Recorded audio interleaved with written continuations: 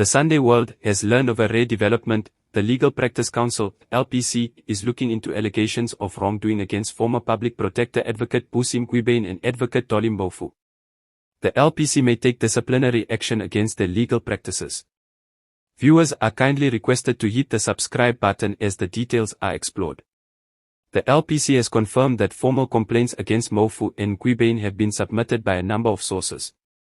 Ensuring that the legal profession maintains a specific standard of professionalism is the responsibility of the LPC. These allegations call into question the decisions rendered by the well-known attorneys.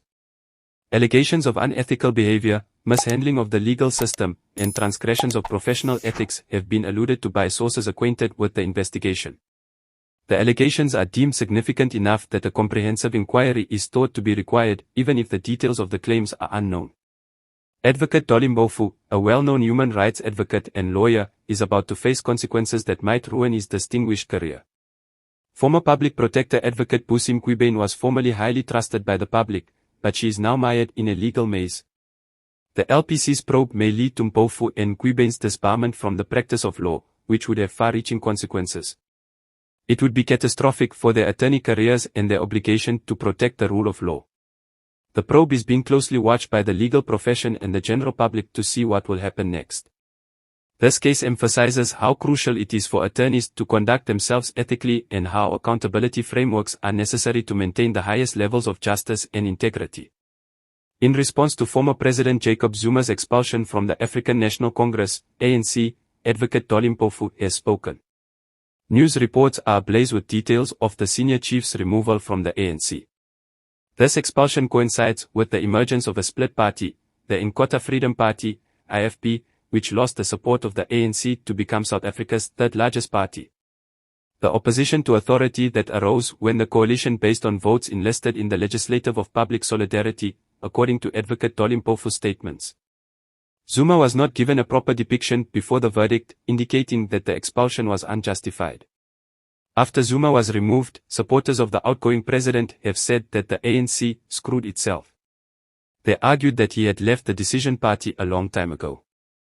They are letting go of a friend who has been with them for a long time, a devoted follower of Zuma said.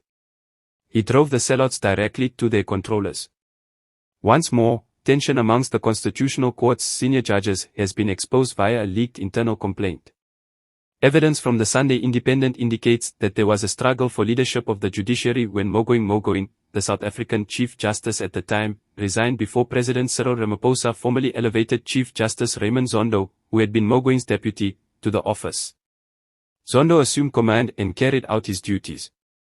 Former judiciary spokeswoman Nathi Mcube wrote to Busisiwe Jili, the head of the Office of the Chief Justice, OCJ, on July 24, 2022, claiming that she had said that Justice Busisiwe Madlanga's attendance at some judicial meetings had angered Acting Chief Justice Zondo.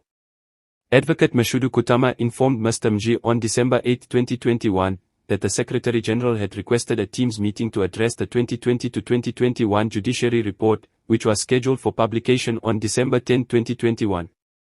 The arranged meeting happened that afternoon. During the meeting, Ms. Johanna Sangani said that the then Acting Chief Justice Zondo had voiced his concerns over Justice Madlanga's inclusion in the draft schedule for the Judiciary Day event. Topics other than the actual report were covered, but Ms. Sangani objected to the inclusion of Justice Madlanga by Mr. Mji and Ms. Van Niekerk within the schedule. She said that J.P. Lew, the head of the Heads of Court Judicial Accountability Committee and Acting Chief Justice Zondo, had voiced their concerns over Justice Madlanga's participation in the program. In response, Mr. Mji and Ms. Van Niekerk said that the program was a draft that J.P. Lew needed to approve. They also mentioned that Justice Madlanga's name was recommended to J.P. Lew since, at the time, he was the most senior judge at the Constitutional Court behind Acting Chief Justice Zondo. According to the complaint, the letter further emphasized that it was thought wise to include Justice Madlanga since there had always been a Deputy Chief Justice in past programs, and there was not an Acting Deputy Chief Justice.